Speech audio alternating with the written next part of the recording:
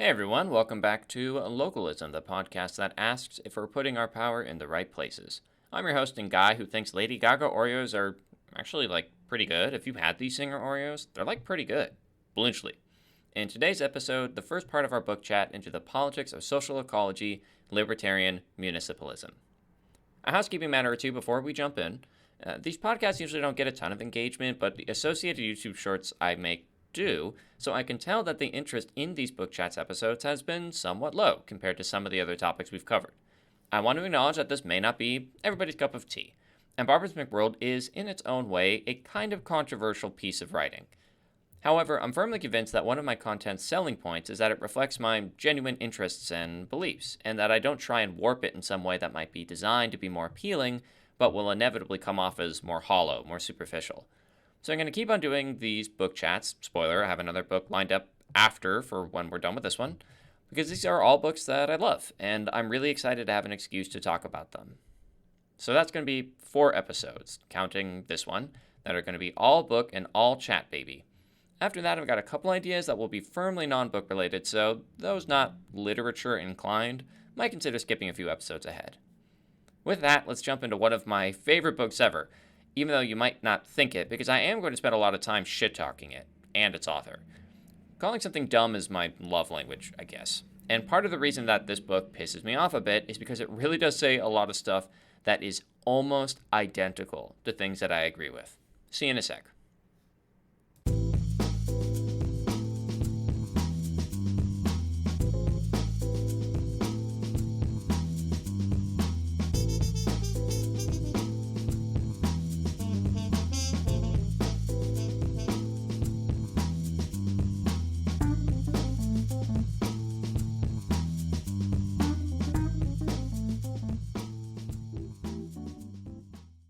Alright, so when we talked about McWorld, I didn't spend too much time going into Benjamin Barber's background and political proclivities other than to note he's a center-left type who is big into small d democracy and global-scale solutions. These minor pieces of background detail were definitely useful and they helped explain a quirk or two in McWorld, but I don't think they were, strictly necessary. McWorld stands on its own legs and is a fairly self-evident text even if you don't know a ton about Barber. In my opinion, Biehl and Bookchin's The Politics of Social Ecology, Libertarian Municipalism is not such a book. The content represents a very specific perspective informed by Biehl and Bookchin's very specific political path and lives. So I'm going to take a bit of time at the top here, quite a bit of time, this ended up taking up more than half the episode script, to talk about Biehl and Bookchin and their backgrounds. First of all, you might notice that I'm referring to this book as being by both Bookchin and Biehl, even though it's just Janet Biehl's name on the cover. Here's why. As Biehl herself writes in the book's introduction, quote, "Let me emphasize that the ideas that appear in these pages are all Bookchin's. Only their articulation is mine." This is not an unfair description. Bookchin's ideas, the body of thought called Libertarian Municipalism, are the ones that the book is all about. Biehl is the one who's describing and summarizing them in this book. But I think Biehl is also selling herself a bit short here. See, Biehl and Bookchin share a very close, very fraught, very complicated connection. To borrow a phrase I saw online, she was his, quote, lover, collaborator, editor, researcher, advocate, and finally nurse for 2 decades. I should also mention that while Bookchin died in 2006, Biehl, who is 33 years younger than Bookchin, is very much still alive. Her politics in the modern day, according to Biehl herself, are that of social democracy. But while Bookchin was alive, and while the two were entangled in their singular but deep and genuine relationship, she was an essential figure in his life and his thinking. So while libertarian municipalism certainly was Bookchin's hobby horse and his creation, I think it would also be fair to say that Biehl herself is a genuine contributor to and mediator of the ideas we're about to discuss and the ideas that are present in libertarian municipalism. One last thing before I go.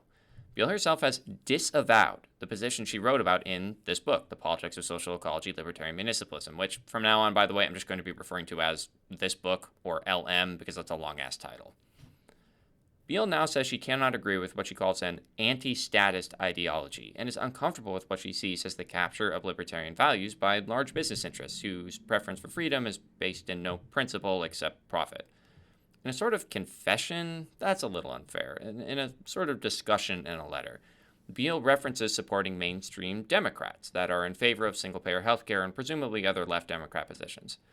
I say this for context and because I don't want you to think that LM represents a body of thought that its author still supports. Make no mistake, though, when this book was written in 1998, Biehl was right in the midst of her support both for Libertarian Municipalism and for Bookchin. We'll get to thinking more about what anti-statist and libertarian municipalism and all these fun little buzzwords mean in a minute. For now, let's talk about the man who looms behind this book, and apparently has a thing for women 33 years younger than him. Yuck, dude. Bookchin. Let's get this out of the way. Bookchin is a leftist. No ifs, ands, ors, or buts about it. He is a leftist with a capital L. Kind of to my surprise, I didn't expect this when I started this channel. My audience for my content thus far skews pretty conservative, so I'm sure this is going to be unwelcome news for you. First off, don't worry. We'll be looking at a book written by someone on the right, nominally, next. Second, Bookchin's capital L leftist status is a bit more complicated than it looks, and I'm going to spend the next 10 minutes explaining why. So I'd encourage you to, at least for now, swallow your skepticism and stick around. Like I was saying, Bookchin is a leftist, but he's also like a very specific kind of leftist, one that we don't see that much anymore, but that was much more common in American political life and thought in the mid-20th century. Let me tell you about his biography to help paint the picture of this archetype. His Belarusian father and Lithuanian mother immigrated from the Russian Empire to America and had married Bookchin in 1921. In the 1930s, Bookchin hopped enthusiastically on the Marxist communist political train. But before long, he became uncomfortable with the ideals he saw this group espousing. He joined the Socialist Workers' Party, a leftist party in America that was expelled by the mainline American Communist Party based on the Workers' Party's support for Leon Trotsky over Joseph Stalin. That's right, those few left-inclined among you are probably already groaning yourself saying, oh my god, disgusting, a trot. Don't worry, he didn't stay a trot for very long. He went out and did something that certain leftists would find even more annoying. He became an anarchist.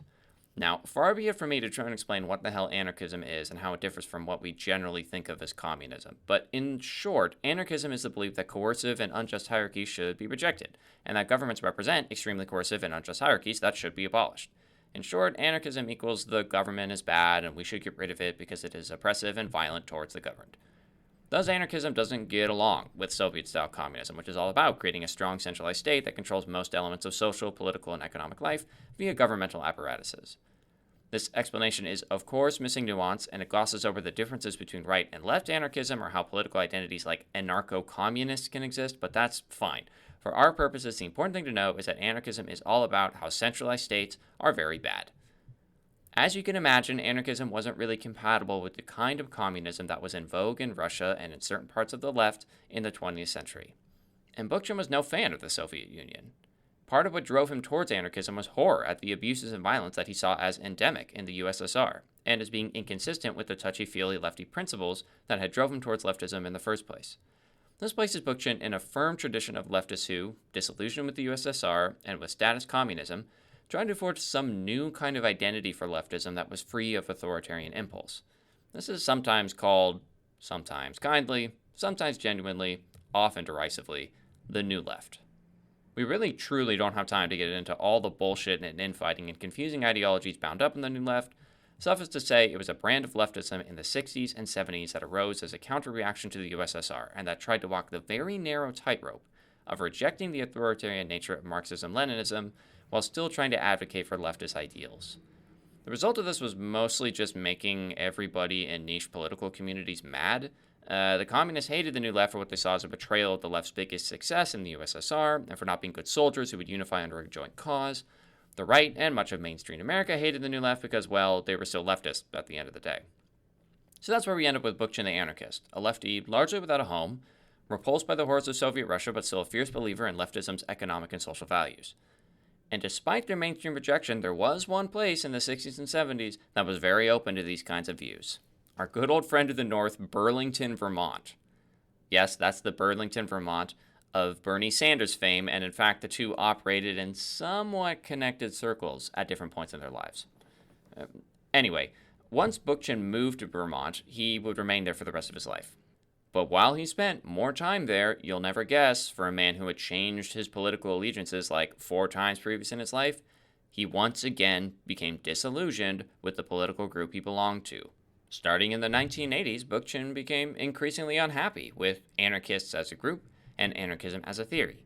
He saw the movement as too full of, quote, lifestyle anarchists and as being overly individualistic.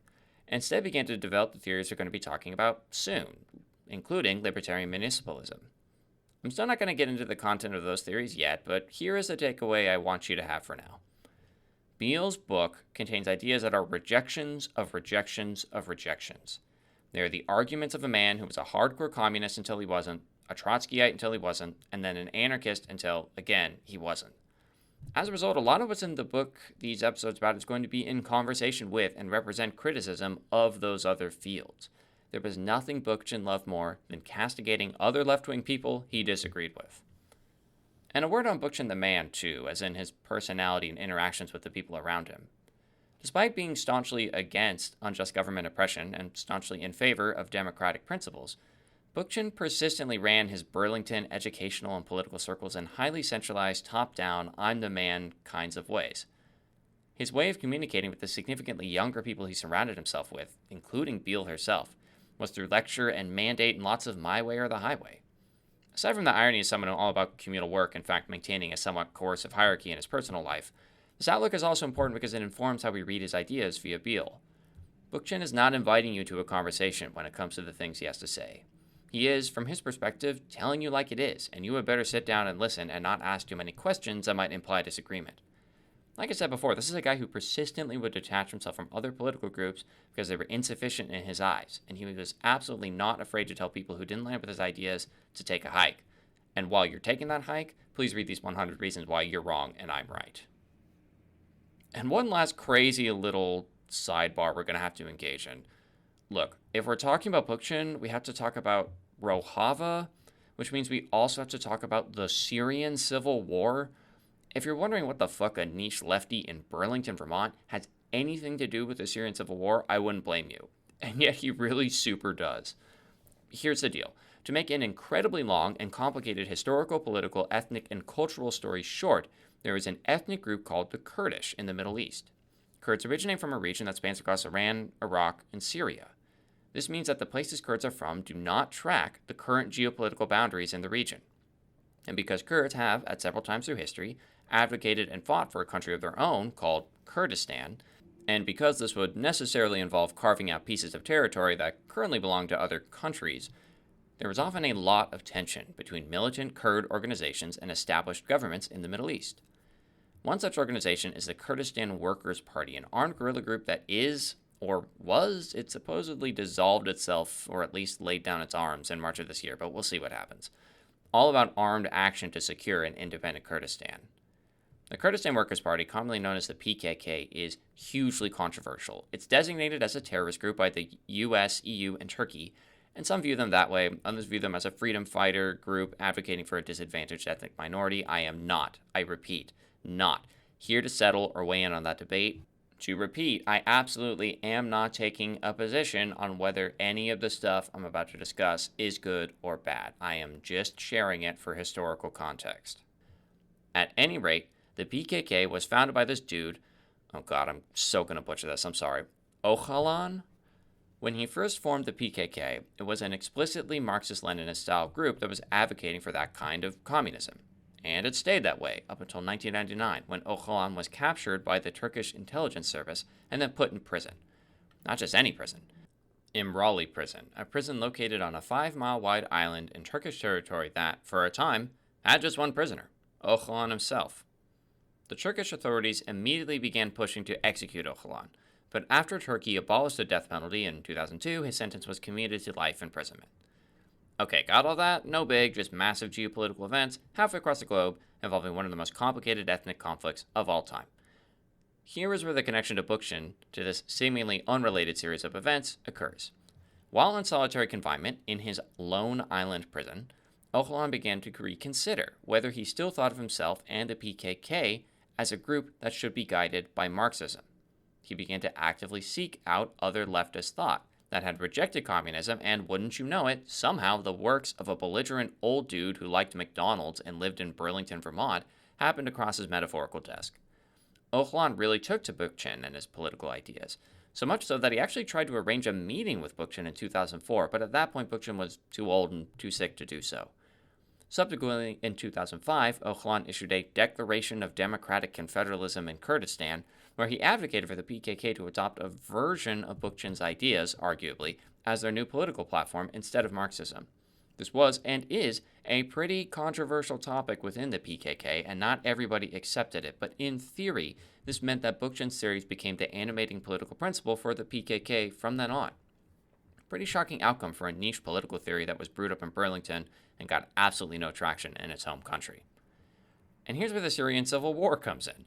The causes and sides of the Syrian war are, again, way too complicated to treat fully here, but in short, everyone in Syria got really pissed with the government in 2011, and groups began armed uprisings for a variety of reasons and political objectives.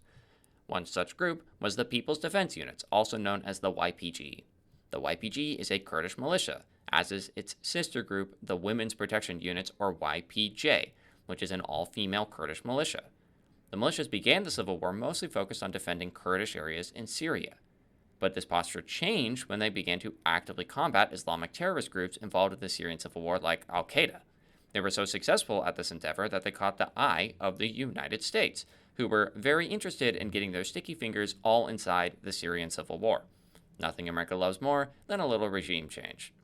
Soon the YPG and YPJ were being armed by America and receiving direct support from American military aircraft. Hell, even some American special forces served directly alongside the YPG in 2016.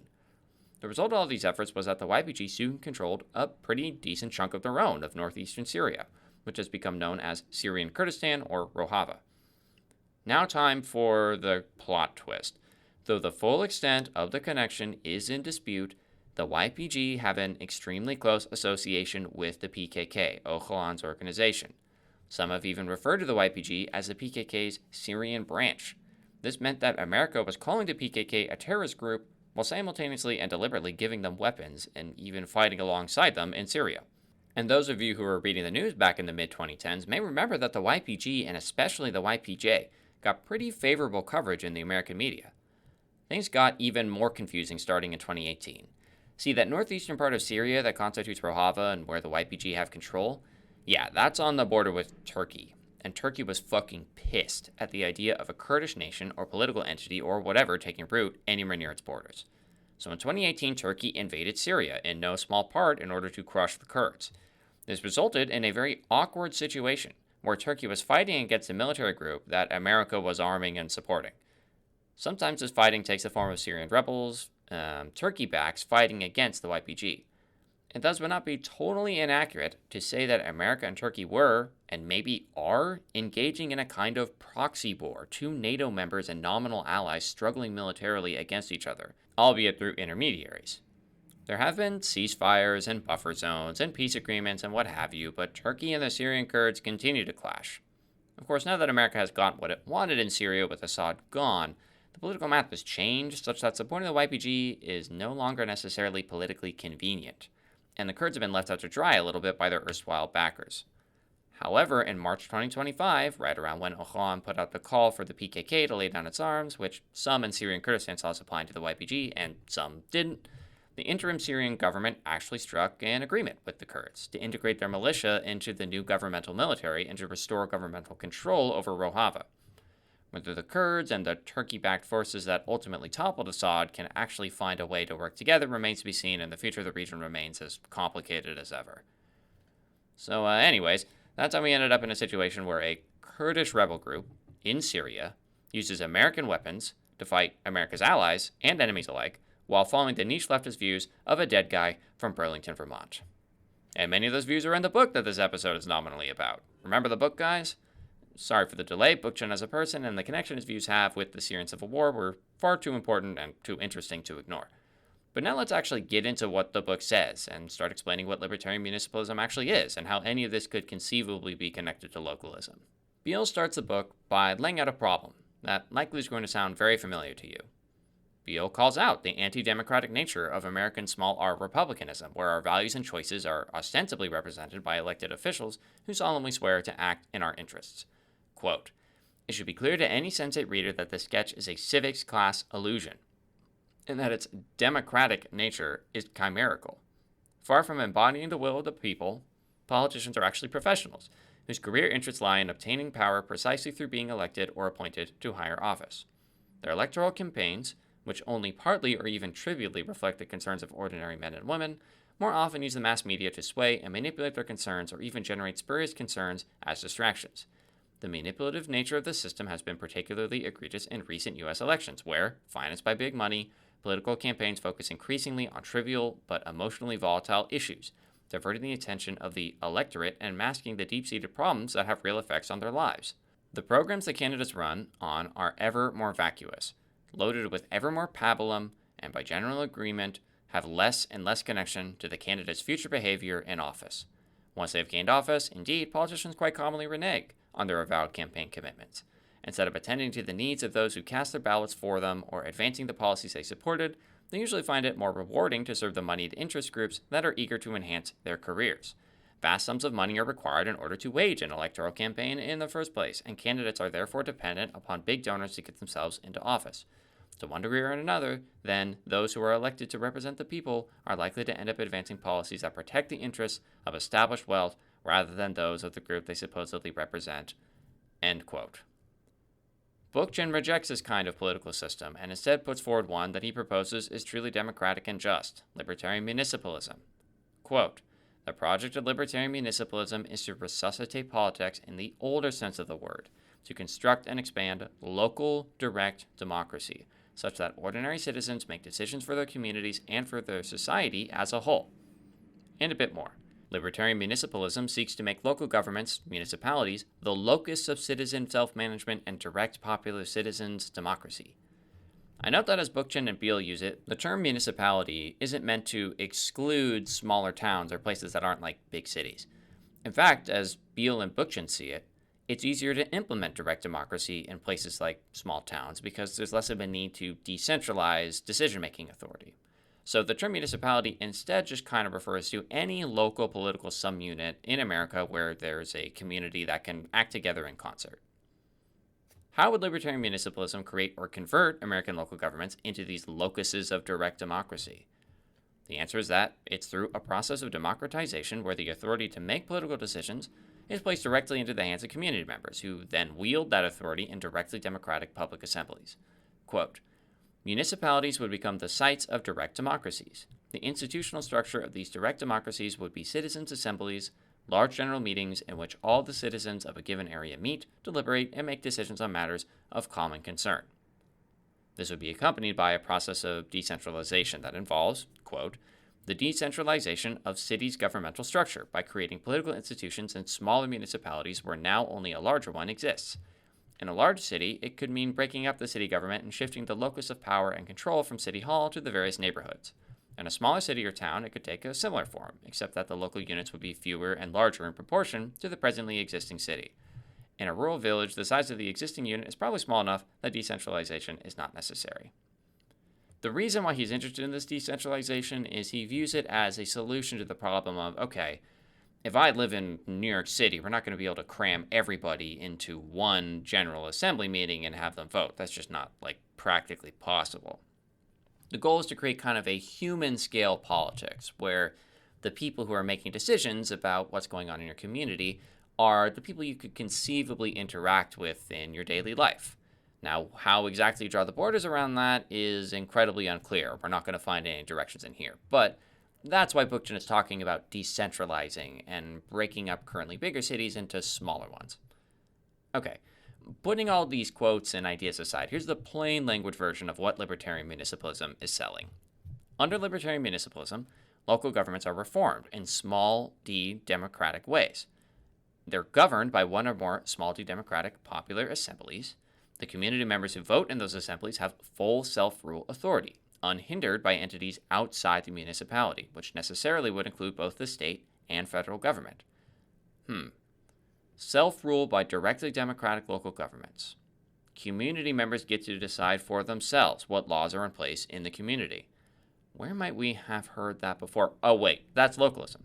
It's localism. It's just localism. It's literally just localism. Absolute localism, if we want to be technical about it. And wanting to create greater community agency, a civic space where your decisions and preferences and values actually matter, and organizing around directly democratic principles whereby people make governmental decisions for themselves rather than have their involvement be limited to casting ballots for untrustworthy career politicians, and setting out a vision of America as a tapestry of self-ruling democratic local governments, Libertarian Municipalism is just about as aligned with localism as you can get. I mean, this was electrifying stuff to read when I first picked up the book.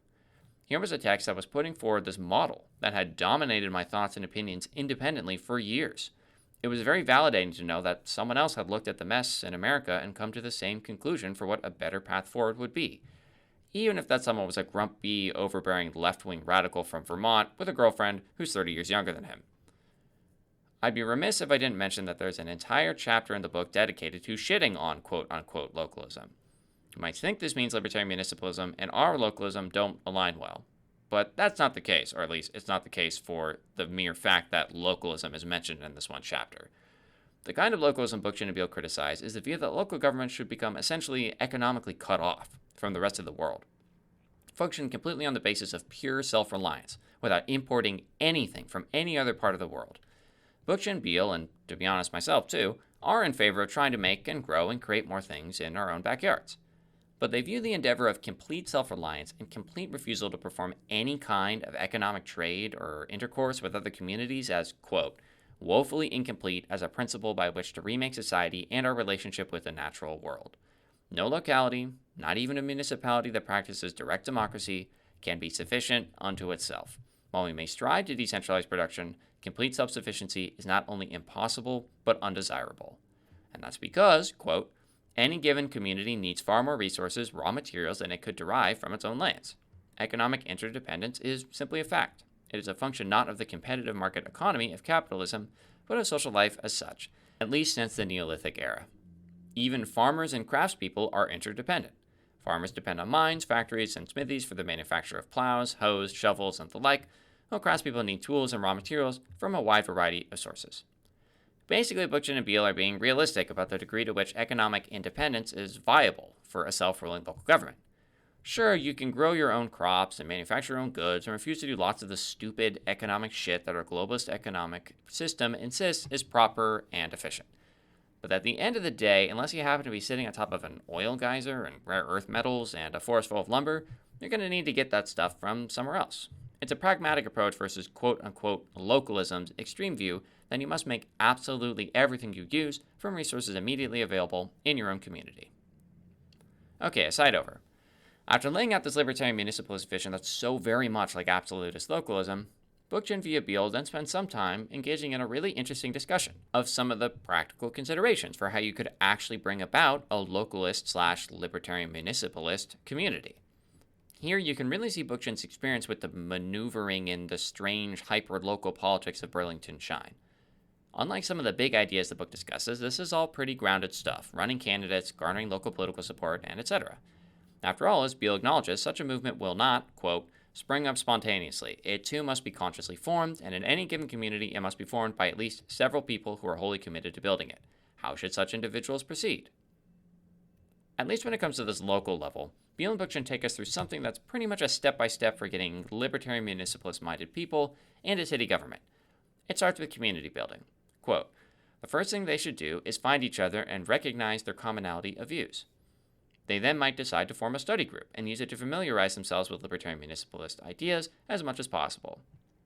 Once you have this first core group of interested people, you try to expand it by seeking out, quote, friends and acquaintances who might be interested in the project, and expand their study group to include them. With sufficient support and with sufficient study of libertarian municipalism such that the study group can communicate its ideas accurately and persuasively, you then take the movement public and spread the ideas through local advocacy. Quote, when the study group members are confident that they have sufficiently mastered these ideas and are able to express them, they should work to become a force in the community in which they live. Before they do so, they should give their group a definite and recognizable name so that it may develop a distinct political identity in the community. Their primary task, now and for the remainder of the movement's existence, will be public education. And a good place to start is the local political and ecological issues of concern to the general community. They should earnestly study these issues and take a position on them. Developing a socio-ecological analysis of them if possible. They should generate a literature on these issues, clearly linking them with libertarian municipalist ideas. They could write position papers, for example, or a general report on all the environmental problems that affect a municipality, or on the likely social and environmental consequences of a proposed development. It would be invaluable if they started a community newsletter. Those who are more artistically inclined could make up posters and leaflets that call attention to a given issue and raise public awareness of it. Ideally, they should publish and distribute all their literature throughout the community in local bookstores or neighborhood centers or cafes. Aside, so funny that they assume that the places that people go and hang out are like neighborhood centers and small bookstores and cafes. It's like so urban liberal coded. It's very funny. Anyway, back to the quote. Every document they publish should bear the name of the group so that those who wish to join it will know where to find it. End quote. Pretty savvy, right? Don't just blast your ideas out there. Relate them to everyday issues in your own community and develop a principled position on those issues that's consistent with your libertarian municipalist framework. That's a good way to draw people into your quote-unquote study group and start getting A, some name recognition, and B, additional support from people in the community who might not know a ton about what your silly libertarian municipalist political philosophy is about, but do care a great deal about the issues you're working with. Once your base of support is wide enough, it's time to make a run at political office in your local government. Quote, it is highly unlikely when libertarian municipalities demand that existing municipal governments surrender their powers to citizens' assemblies that those governments will accede. Libertarian municipalists should therefore run for local elective office themselves, so that ultimately they can change the city charter to create fully empowered citizens' assemblies. Very reasonable, though note a bit of tension here with the localist vision. Bookchin here is assuming, we're just going to try and do this thing at the local level by changing the city charter, and if the state or federal government want to come and try and stop us, well, too fucking bad. We don't care about home rule or preemption or any of that legal shit.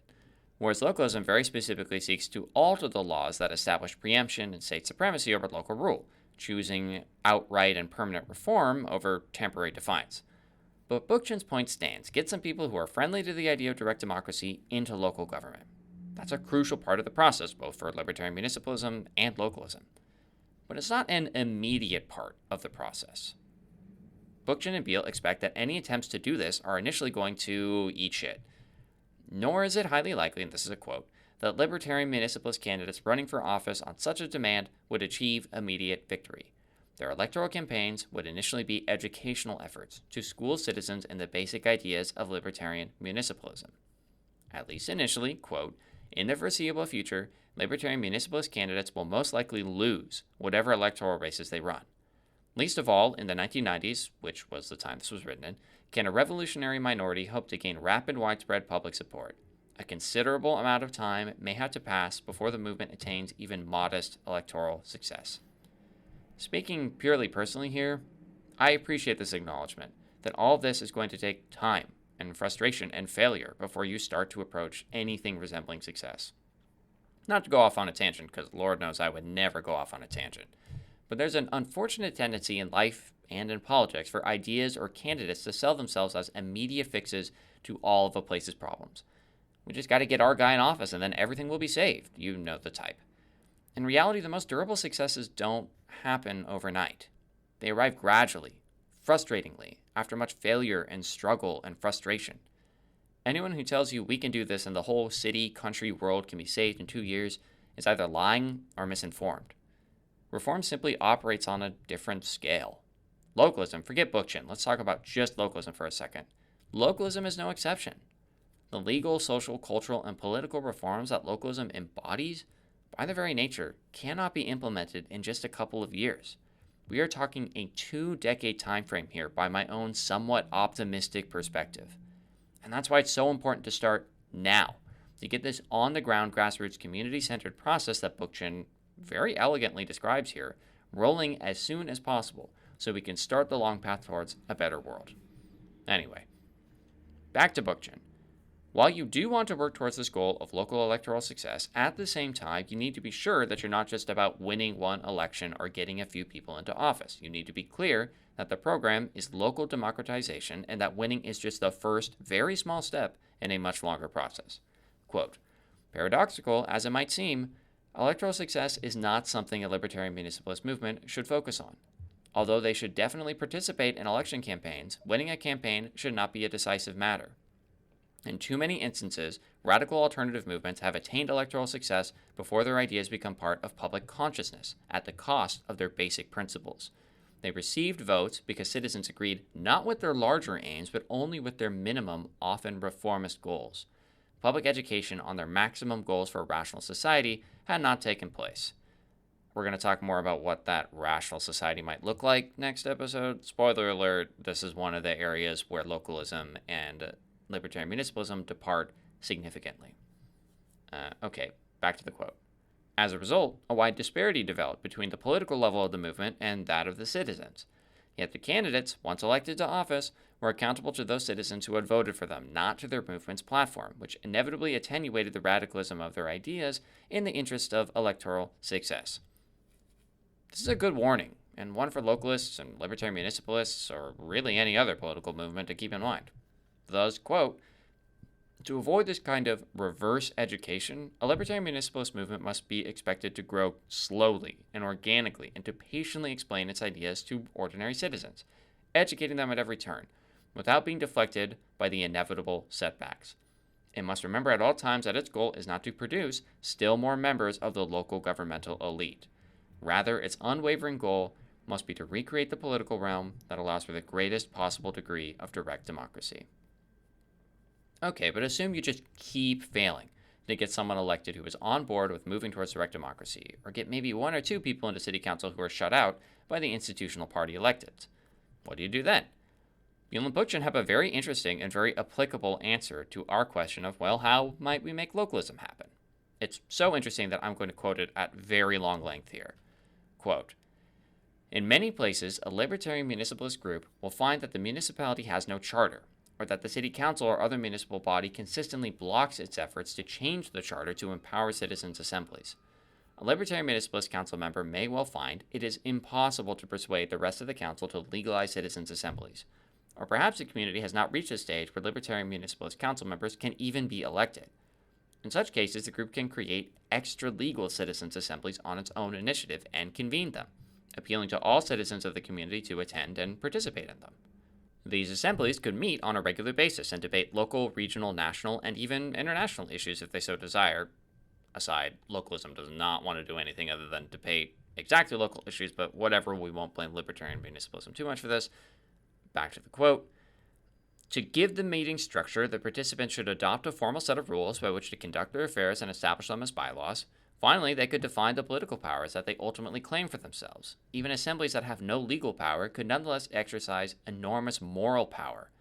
As more and more citizens saw their significance and attended their meetings, the existing municipal structures might well have no choice, ultimately, but to give them a measure of legal structural power.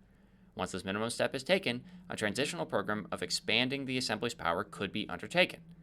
As popular democracy matures, as attendance at assemblies flourishes, as citizens make these institutions their own, the assemblies would acquire even greater de facto power. Ultimately, the city charter would have to be changed to recognize this new popular power, to affirm that the assemblies hold sovereign power in the community. I absolutely love this. Like Bookchin and Biehl, I think it is incredibly unlikely that the powers that be are going to be thrilled about the idea of direct democracy and local self-rule. Say you run candidates and get a full slate of localist city council members into office who promptly amend the city charter to institute a democratic assembly. Then Mr. State Government comes knocking, claiming preemption and all sorts of other nonsense. Want to mess with our local autonomy and dictate our structure of government? Fine. We'll just set up an unofficial assembly that just so happens to operate along proxy-based directed democratic principles. And then we'll just so happen to elect people who promise to always follow the results that occur in this unofficial assembly. This would A, help blunt any attempt by higher levels of government to impose their will on your local autonomy, read localist reforms, and B, help demonstrate that government via direct democracy is both practical and effective. And for those of you who have listened to past episodes, this could also help avoid certain guarantee clause issues that are implicated by transitioning to a directly democratic form of local government rather than a small r Republican one. This unofficial assembly tactic doesn't even need to go as far as de facto decision-making authority to be effective. Even if the main political parties completely shut out your localist candidates and your localist efforts, forming an unofficial assembly that convenes, votes on local issues, acts like it's passing laws in the form of recommendations, etc., will put enormous pressure on the candidates that are in office to listen to what you have to say.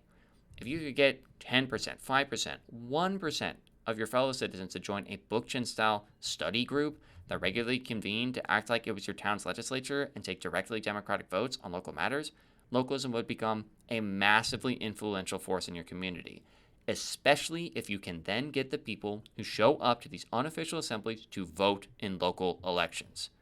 The electeds would ignore the assembly and localism at their own peril from that point forward.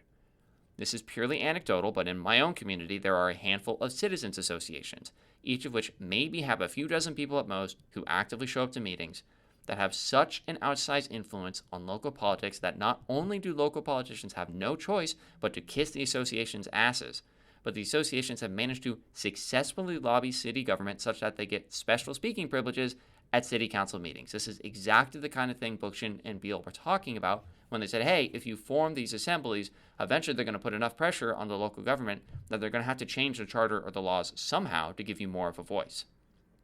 If you can get 20 people organized to attend meetings of a body that acted like a democratic assembly and cast votes that translated into recommended legislation and later into people showing up and voting in local elections, you could seriously become a force to be reckoned with in local politics.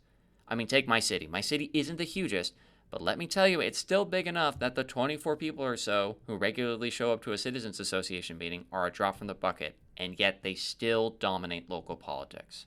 That's the great thing about this idea of making political power rest in the hands of directly democratic assemblies, of giving communities the power to self-rule. You actually have agency.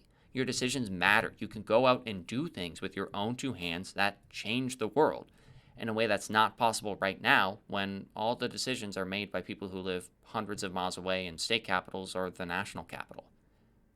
Bookchin and Biehl's surface-level crash course in local organizing and local political actions, and this idea of a rival unofficial assembly to a resistant city government, is totally on point and is one of my favorite parts in the entire book. So far everything's hunky-dory, right? Absolute localism and libertarian municipalism are so damn near identical in the self-ruling, directly democratic local governments they want to see take hold in America. Bookchin and Biehl have all these interesting thoughts and plans on how to leverage the current political system to make that happen. So I'm about to tell you, okay, book chat is done. Libertarian municipalism is just the same thing as localism, and Biehl and Bookchin's book is just the localist Bible, right? Wrong. Come back next time to learn about how localism and libertarian municipalism share some pretty stark differences, especially in their ultimate vision for how to achieve these self-ruling democratic communities that they both agree should be the goal, and why they think those communities are necessary in the first place. Catch you guys then. In the meantime, feel free to drop me a question or comment at localistpod@gmail.com. That's localist with a T @gmail.com. Oh, and if you think of it, please do check out our YouTube channel. You may be listening to this on our YouTube channel right now. Our shorts have been getting some good traffic recently, and all of our podcast episodes are posted there too. And those so inclined can also connect with us on Blue Sky at localistpod.bluesky.social. That's @localist with a T again, pod.bluesky, that's BSKY.social.